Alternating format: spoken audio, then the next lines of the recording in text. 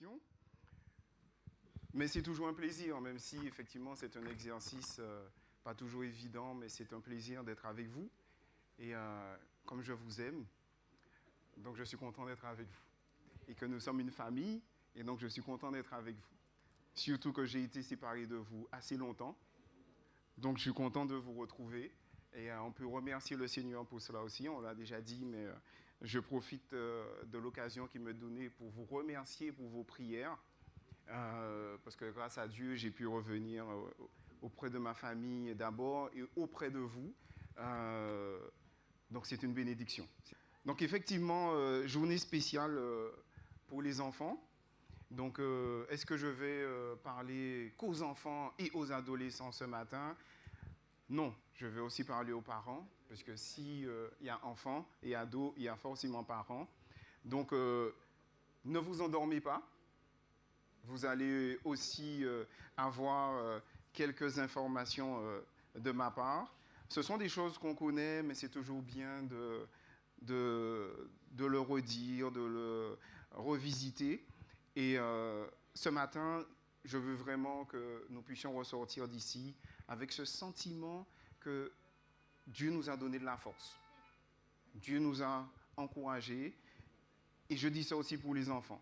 Alors, il n'y a pas beaucoup d'ados, c'est vraiment dommage. Donc, les enfants, ils sont dans la salle à côté. Et pourquoi ils sont à côté? Ah, ils sont à la télé. Donc, ils me voient à la télé, en fait. Ok, bonjour les jeunes qui me voient à la télé. Donc, soyez très attentifs ce matin. Je vais être encore plus dynamique puisque je passe à la télé. Et donc, le message est pour vous et pour les enfants. Je vais commencer par les parents. Comme ça, au moins, vous pourrez être apaisés un tout petit peu. Mais je veux revenir vers vous à la fin. Mais je vais commencer avec vous, les parents. En tant que parents, nous souhaitons, au plus profond de nous, que nos enfants réussissent dans la vie et deviennent des adultes épanouis, n'est-ce pas? Tout à fait. Dès avant leur naissance, nous faisons des plans de vie pour eux. Mon fils sera comme ça, il fera telles études, je veux que ma fille fasse ça comme sport, elle sera comme ça, etc., etc. Et puis vient le temps de la réalité, où bien souvent nos illusions s'évanouissent et que nos enfants font tout le contraire de ce que nous souhaitons et ne ressemblent pas du tout à l'enfant de nos rêves. Et nous finissons par dire, alors ça ce sont les papas qui disent ça, ou qu'on maman, et les mamans, ou c'est Ish papa, ou c'est Timouna papa. On se désolidarise, ce ne sont plus nos enfants, ils ne nous ressemblent pas, on ne comprend pas.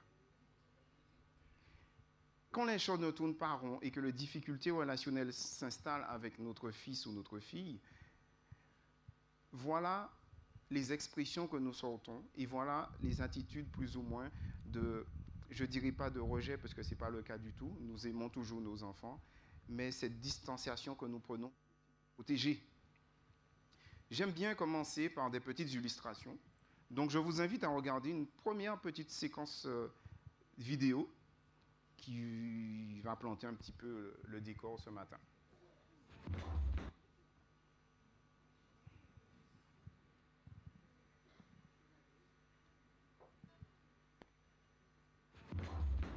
Non, je déjeune plus maintenant.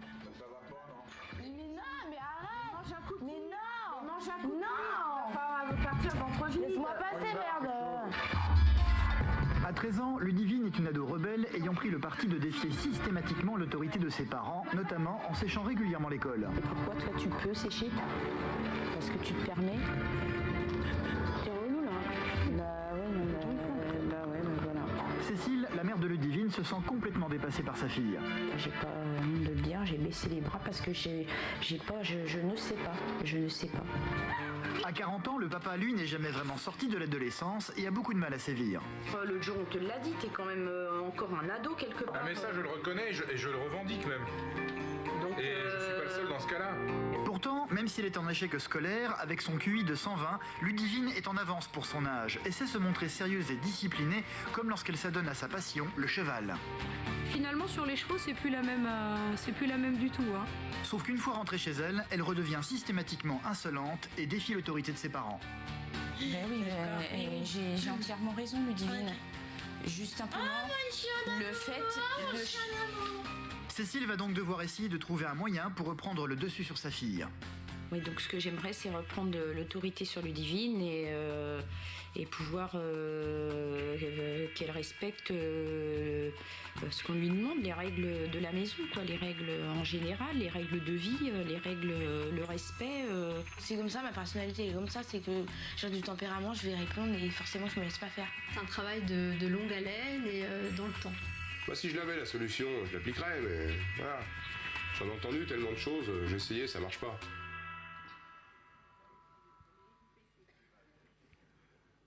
Bon, c'est un peu cliché. Mais je sais qu'à Chauvel, il n'y a plus de papas adolescents, il y a pas d'enfants comme ça, d'accord? Donc, ok, c'était juste pour vous dire que ça existe. D'accord? Je suis persuadé que dans la salle, certains sans doute se sont dit, si c'était moi. Bip! Ok, on ne dit plus rien. Ce matin, l'objectif n'est pas de trouver des solutions aux conflits parents-enfants, puisque ce n'est pas spécifiquement de cela que nous parlerons, mais je souhaitais quand même planter un peu le décor pour vous rappeler que l'adolescence, c'est une période difficile, où l'adolescent croit qu'il a déjà son caractère, qu'il sait ce qu'il veut dans la vie, qu'il connaît tout, et que nous ne connaissons rien. Exact. Cette période n'est pas toujours facile, mais je pense qu'elle est remplie de beaucoup d'incompréhension de part et d'autre. C'est pourquoi à la fin de ce message, je voudrais que chaque enfant, ado, jeune, comprenne qu'en tant que parents, nous les aimons et les chérissons dans notre cœur. Vous êtes d'accord? Nous aimons nos enfants. Nous serons peut-être maladroits, peut-être même incompétents, puisque ça arrive. La parentalité, ça ne s'apprend pas, ça s'apprend. Donc, forcément, on va manquer certaines choses. Donc, chers enfants, pardonnez-nous, mais nous vous aimons. Mais par-dessus tout cela, je souhaiterais que vous compreniez quelle est votre responsabilité dans votre épanouissement futur. D'accord, les enfants? Vous aussi, vous avez votre responsabilité. Cher fils, chère fille, la vie est devant toi. Tu ne fais qu'en franchir le seuil. Devant toi s'ouvrent toutes les possibilités. Il y a en toi une énergie illimitée et tes pieds réclament impatiemment le chemin. Que soit bénie la journée que tu es sur le point de commencer. Mais avant de t'y lancer, arrête-toi quelques instants, juste le temps de considérer ces quelques lignes. Et ensuite, pars. Et que Dieu soit avec toi. Ce poème est de Braulio Pérez Marcio. C'est un écrivain qui a écrit un livre où il y a plusieurs lettres et il a appelé ce recueil « Lettres à mon fils ». C'est pourquoi le titre ce matin du sujet, ça se rapproche un peu, c'est « Lettres à un fils ». Un chef-d'œuvre, ce chef-d'œuvre, donc « Lettres à mon fils », a été une bénédiction pour de nombreux enfants, adolescents et jeunes du XXe siècle à nos jours. Donc, chers enfants, chers ados, chers jeunes qui me regardent à la télévision, aimerais-tu recevoir une lettre d'une personne distinguée? Aimerais-tu recevoir des conseils qui seront une bénédiction pour toi, pour ta vie? Aimerais-tu recevoir d'un Père aimant ces secrets qui feront de ta vie une grande bénédiction dans ce monde et dans le monde à venir? J'entends pas la réponse. Est-ce que vous, enfants, vous avez envie de recevoir une lettre particulière ce matin? J'ai entendu un petit oui. Donc c'est magnifique. Comme Braulio Pérez Marcio, il y a eu bien avant lui un homme distingué qui a écrit des lettres à un disciple. Ces lettres sont celles d'un grand professeur à un élève. Ce sont les lettres d'un père à un fils qui l'aimait tendrement. Qui était ce professeur et qui était ce garçon privilégié? Timothée. Et le professeur, c'était? Très bien. Aimerais-tu savoir qui était Timothée et ce que Paul, son professeur et père spirituel, lui a dit? Peut-être que vous connaissez déjà, les enfants, ce que Paul a dit à Timothée. Timothée signifie celui qui aime et adore Dieu. Il vivait à Lystre, une ville qui appartenait aux Romains. La mère de Timothée était juive et croyait en Jésus, mais son père ne l'était pas, il était grec. En fait, Timothée n'a pas été circoncis dès son enfance comme c'était la coutume pour les Juifs. C'était une situation difficile, mais Timothée a appris à aimer Dieu depuis son enfance, comme les petits de Chauvel. La première personne de la famille de Timothée qui a donné sa vie à Jésus fut sa grand-mère Loïs. Donc c'est pour ça que les choses s'imbriquent bien. Nous fêtons les aînés, l'importance des aînés.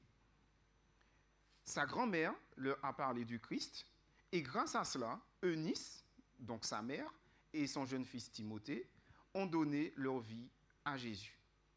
Et puis un jour arrive un grand prédicateur, un homme de Dieu, l'apôtre Paul. Le petit Timothée, évidemment, excité, voulait rencontrer Paul. Il a entendu parler de ce grand prédicateur. Pour Timothée, c'était le moment le plus heureux de sa vie, lorsque Paul l'invita à rejoindre l'équipe de missionnaires. Dès lors, Timothée a accompagné Paul et les missionnaires qui le soutenaient. Timothée est devenu un grand collaborateur et l'aide la plus fidèle de Paul. Et pour lui, Timothée est devenu un véritable fils. Pour Timothée, Paul est devenu un grand professeur, un mentor et ce père aimant du Christ qu'il avait toujours désiré. Et en grandissant, Timothée est devenu, à son tour, un grand prédicateur et un leader dans l'Église chrétienne.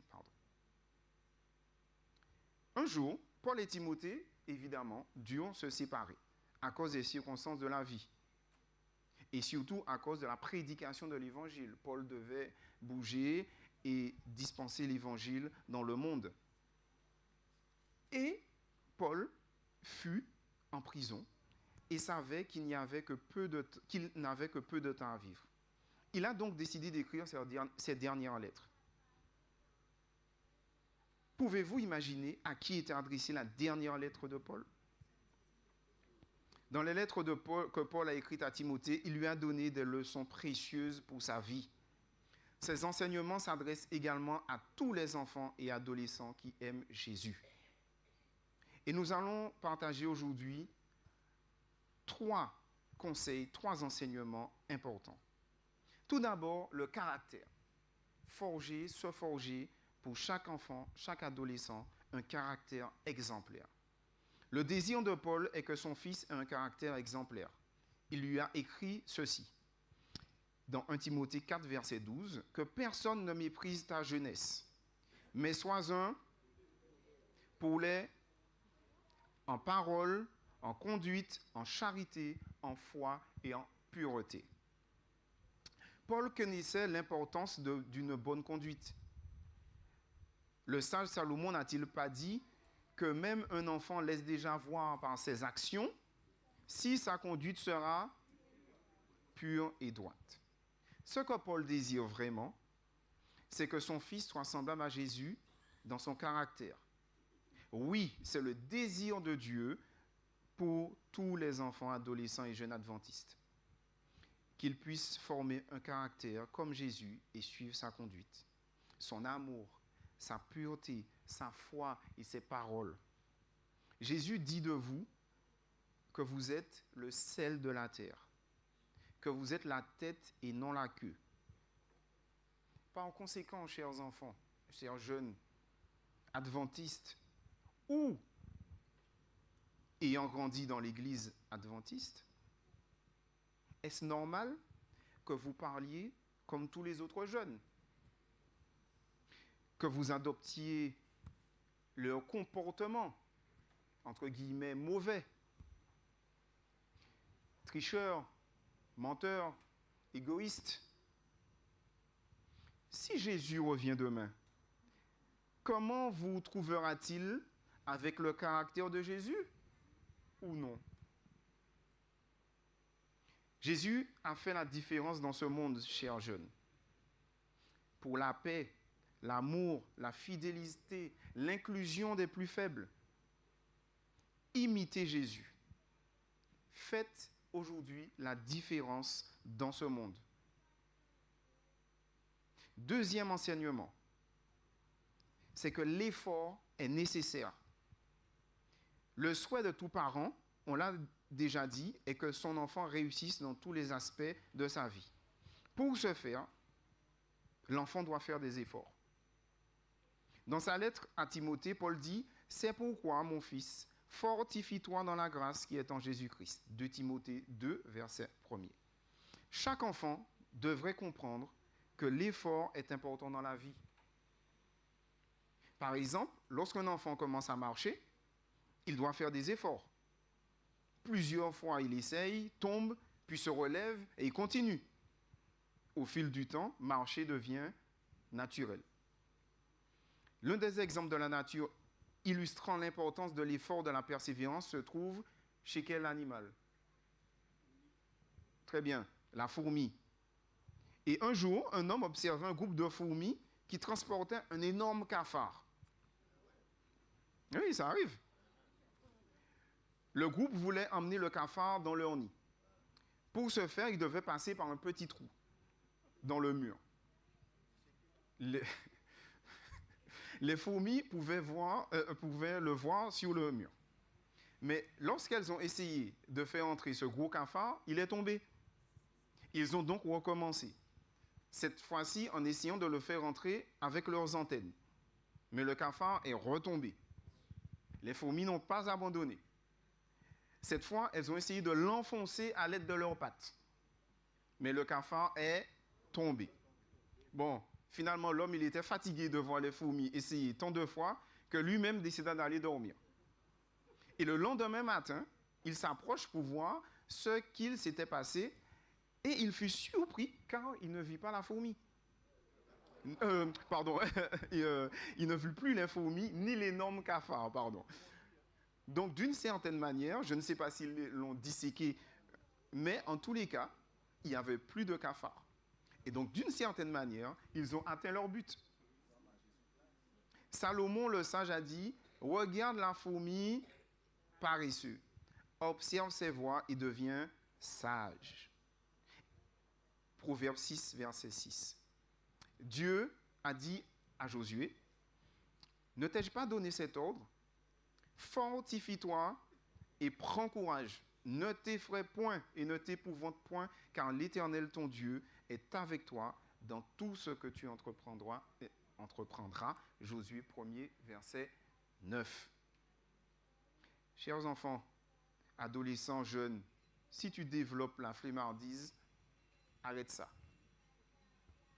Avec Dieu, on avance, on est dynamique, on va de l'avant, on travaille, on recommence jusqu'au succès.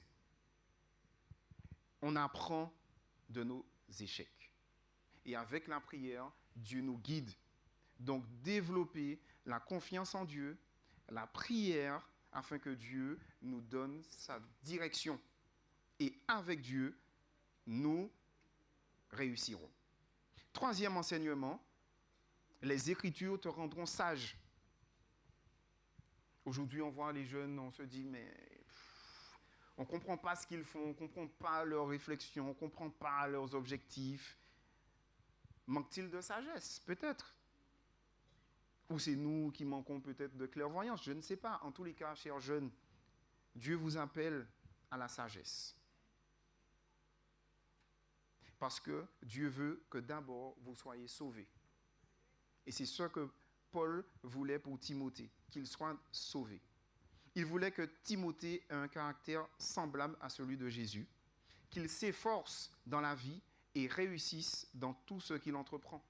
Mais par-dessus tout, il devait être sage jusqu'au salut. Comment allait-il réussir cela? Il devait s'arrêter et lire la lettre que Jésus avait laissée, c'est-à-dire la parole de Dieu. Chers jeunes, lisez la parole de Dieu. Paul dit à Timothée, dès ton enfance, tu connais les saintes lettres qui peuvent te rendre sage à salut par la foi en Jésus-Christ. Toute écriture est inspirée de Dieu et utile pour convaincre, pour corriger, pour instruire dans la justice, afin que l'homme de Dieu soit accompli et propre à toute bonne œuvre. 2 Timothée 3, versets 15 à 17. J'espère que ce matin, vous aurez envie de lire cette lettre que Jésus vous a laissée, chers jeunes. Et ce n'est pas de temps en temps, ce n'est pas juste quand on fait le culte de famille, ce n'est pas juste quand on arrive à l'école du sabbat. Je ne dis même pas au culte, parce qu'aujourd'hui, même au culte, bon, on ne voit pas trop. C'est tous les jours que je vous invite, chers jeunes, à prendre un temps pour pouvoir lire la parole, pour pouvoir étudier et que vous soyez sages. Je reviens aux parents et au-delà des parents, à l'Église. Notre responsabilité en tant que parents et en tant qu'Église, elle est grande. Elle consiste à accompagner chaque enfant et adolescent afin qu'il reçoive favorablement la parole de Dieu dans son cœur et devienne un passionné de Jésus, désireux de partager cette parole à d'autres. Notre leadership connaîtra un plein succès si nous nous appliquons à préparer les enfants, les adolescents et les jeunes, à puiser leurs connaissances et leurs forces dans la parole de Dieu afin de faire des choix éclairés basés sur le Saint-Livre. Pourquoi je parle de l'Église? Une étude apparue il n'y a pas longtemps dans le, excusez mon anglais, Journal of Science, qui a tenté de comprendre la cause des conflits parents-ados. Et ils ont découvert qu'il y a peut-être un lien neurobiologique. Pourquoi? Ils ont pris un échantillon d'enfants de 7 à 17 ans. Ils ont séparé en deux, donc l'enfance, 7 à 11 ans, on va dire, et à partir de 12-13 ans jusqu'à 17 ans. Donc deux groupes d'enfants, enfants et adolescents. Ils ont découvert, en fait, avec leurs tests, etc., ils ont mis des voix, la voix des parents des enfants et la voix d'étrangers, de personnes étrangères. Et l'idée, c'était de comprendre comment l'importance que l'enfant donne à certain âge à la voix de la maman. Puisque je ne sais pas pourquoi, c'est la maman qu'ils ont pris. Bon. En tous les cas, de 7 à 11 ans, donc à l'enfance, c'était la voix de la maman qui était la plus écoutée. Et à partir de l'adolescence, c'était la voix des étrangers qui était la plus écoutée. Donc, ils se disent, c'est neurobiologique, donc les enfants, ce n'est pas de votre faute, c'est normal que vous n'écoutiez plus vos parents à l'âge de l'adolescence, parce que c'est neurobiologique. Alors, je suis d'accord, le neurobiologique, hein, j'entends les tests, mais ça explique des choses. Mais je me suis dit, pourquoi pas? Et c'est vrai, ça se vérifie. Et c'est normal. Et ce n'est pas un problème.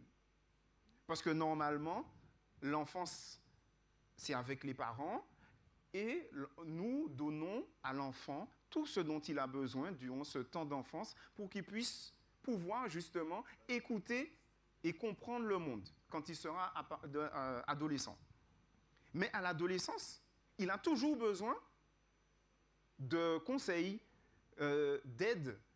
Il ne va peut-être pas reconnaître la parole des parents, puisque c'est bon, Tu as déjà fait ta part.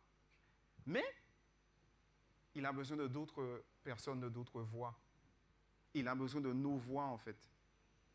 Et nos enfants ont besoin de la voix des frères et sœurs de l'Église. Donc, c'est pour ça que je vous dis, nous sommes tous responsables de nos enfants. Si vous avez un conseil à donner à un jeune, donnez-lui le conseil de la parole de Dieu. Peut-être que moi, en tant que parent, je ne réussis pas à dire certaines choses à mon fils, mais si quelqu'un d'autre le lui dit, il comprendra peut-être mieux. Donc c'est collectif et c'est ensemble. Donc ce petit test m'a paru intéressant, mais pour moi, c'est une question de responsabilité envers nous, la communauté.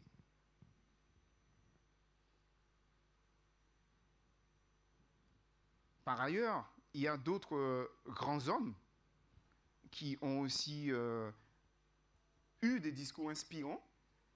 Je vais vous proposer un de ces grands hommes que vous connaissez. Donc, il a fait un petit discours envers des jeunes. Et j'ai trouvé ça inspirant. Donc, je veux le partager avec les jeunes, les enfants ce matin. Parce que quelquefois, on voit le succès. Mais derrière le succès de certains, on ne sait pas tout ce qu'ils ont fait, mis en place et ce qu'ils ont vécu. Donc, allez-y. Absolument chacun d'entre vous a quelque chose pour lequel il est doué. Absolument chacun d'entre vous a quelque chose à offrir. Et vous avez une responsabilité envers vous-même, de découvrir quelle est cette chose. Mon père a abandonné ma famille lorsque j'avais seulement 2 ans.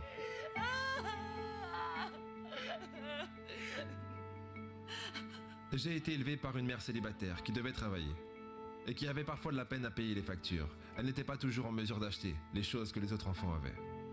Elle n'avait pas assez d'argent pour m'envoyer là où les autres enfants américains allaient à l'école. Mais elle trouvait qu'il était important pour moi que je suive une éducation à l'américaine.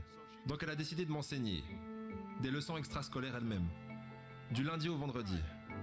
Mais vu qu'elle devait aller au travail, le seul moment où elle pouvait le faire, c'était à 4h30 du matin. Maintenant, comme vous pouvez l'imaginer, je n'étais pas vraiment content de devoir me lever à 4h30. Très souvent, je finissais par m'endormir sur la table de la cuisine. Mais à chaque fois que je me plaignais, ma mère me jetait un de ses regards et me disait « Ce n'est pas une partie de plaisir pour moi non plus, mon petit gars. » Il y avait des moments où je souffrais de ne pas avoir de père dans ma vie. Il y avait des moments où je me sentais seul et j'avais l'impression de ne pas m'intégrer. Donc je n'ai pas toujours été aussi concentré que j'aurais dû l'être à l'école. J'ai fait des choses dont je ne suis pas fier et j'ai été dans plus d'embrouilles que ce que j'aurais dû. Ma vie aurait pu très facilement tourner au cauchemar. Mais j'ai eu de la chance. J'ai eu beaucoup de deuxième chance. J'ai pu aller à l'université, faire une école de droit et suivre mes rêves.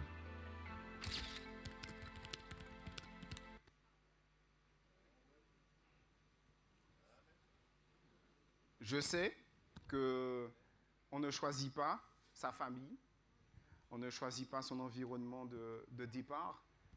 Simplement, il n'y a pas de prédestination dans la vie. On a un chemin. Dieu a un chemin pour chacun d'entre nous. Et surtout, il a un chemin de vie pour chacun d'entre nous. Donc, chers enfants, chers jeunes, chers ados, tu as un chemin de vie. Et Dieu a déjà mis le plan de route. Le plan de route est dans la Bible. C'est vrai que parler de la Bible aujourd'hui, c'est peut-être désuet, mais simplement, je peux vous dire par expérience que c'est ça le plan de vie.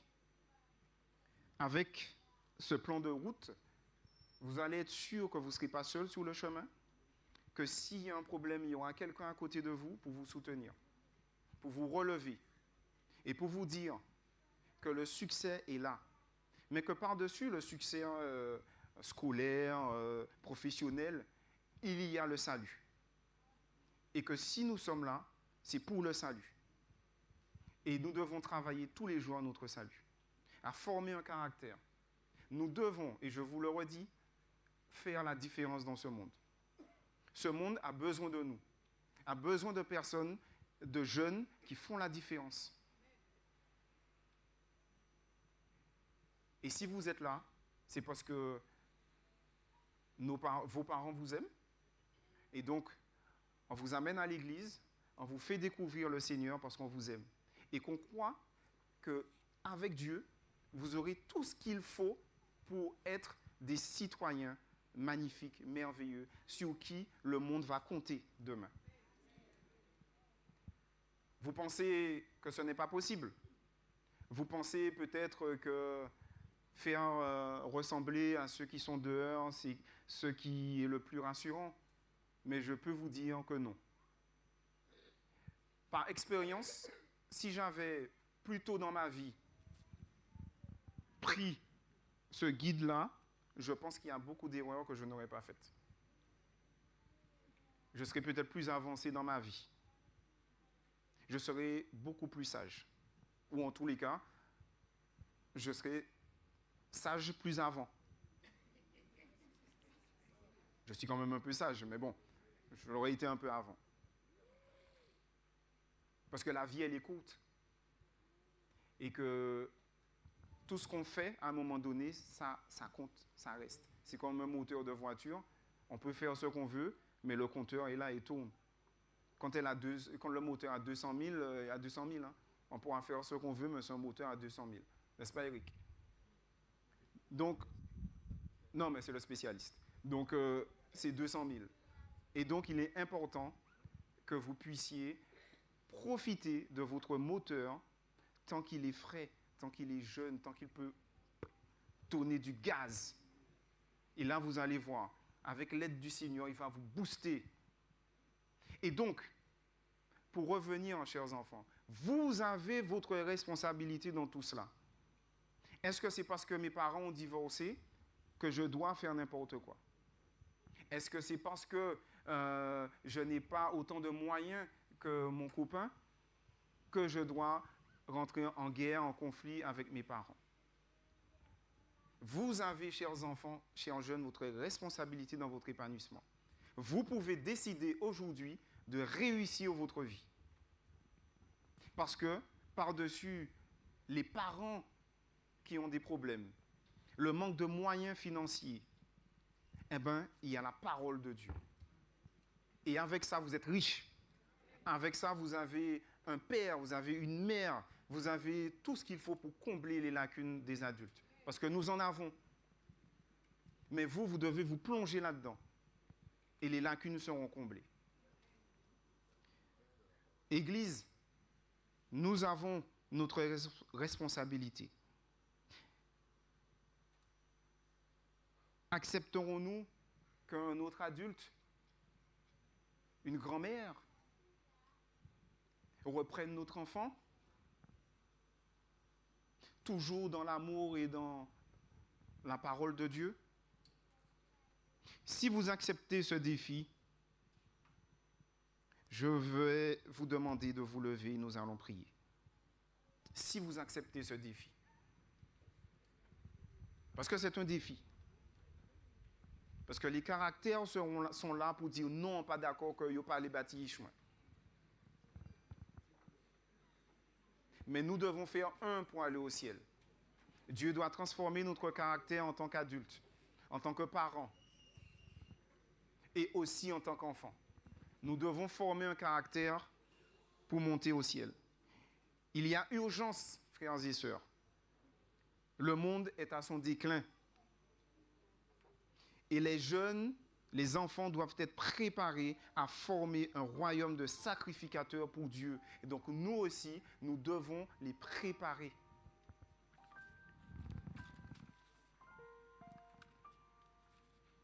Je vous invite à incliner la tête et je vais prier. Notre Dieu, nous sommes ensemble, unis, Église de Chauvel, enfants, adolescents, jeunes, adultes, personnes âgées, pour te demander pardon. Pardon pour avoir manqué tant d'occasions de te servir, tant d'occasions d'aider, d'accompagner nos enfants et nos jeunes. Pardon pour nos faiblesses en tant que parents, pour nos manquements. Pardon pour notre manque de sagesse. mais surtout pardon parce que nous ne sommes pas assez appuyés sur ta parole pour nous guider. Et en ce matin, ton Église veut se consacrer à toi. Ton Église veut prendre cette décision de reconnaître sa responsabilité dans l'accompagnement des enfants, des adolescents et des jeunes. Transforme notre cœur. Que le Saint-Esprit inonde, irradie notre cœur en cet instant. Et que nous puissions mettre de côté tout ce qui empêchera l'action de ton esprit. Que ton amour soit déversé en nous. Que nous puissions regarder chaque enfant, chaque jeune, chaque adolescent comme notre enfant. Et que les enfants, les adolescents et les jeunes nous regardent aussi comme leurs parents. Nous appelons frères et sœurs. Que nous puissions vivre cette fraternité, Seigneur. Nous te remettons ce projet de vie, ce projet de salut. Nous te le remettons. Agis au nom de Jésus. Amen.